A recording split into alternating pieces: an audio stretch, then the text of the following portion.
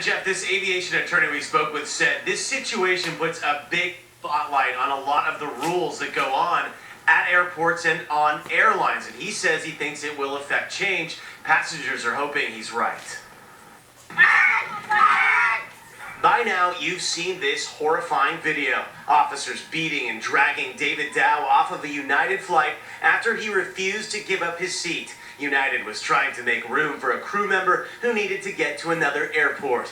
Aviation attorney Patrick Bailey says United had no standing to remove the 69-year-old doctor because he was already seated. United Airlines knows it, and United Airlines will pay dearly for it. Bailey says this will likely put the heat on United and possibly other carriers to make changes. Will it change the way they operate? Yes. Will it change the way they operate in a favorable manner?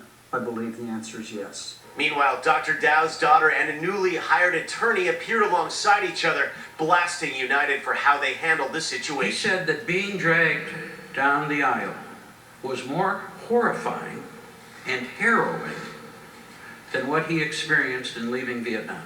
What happened to my dad should have never happened to any human being, regardless of the circumstance.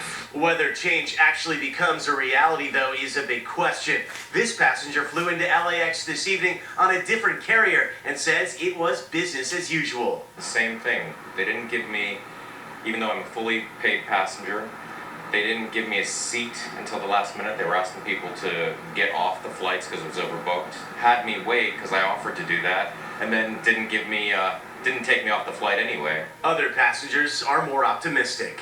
When an incident like that happens in any kind of situation, everyone starts to look at their policies and tighten things up. And United is apologizing profusely for what happened. They are also committing to not using law enforcement to remove a passenger unless safety and security are the issue. Reporting live at LAX, I'm Tom Wait. Back to you in the studio. All right.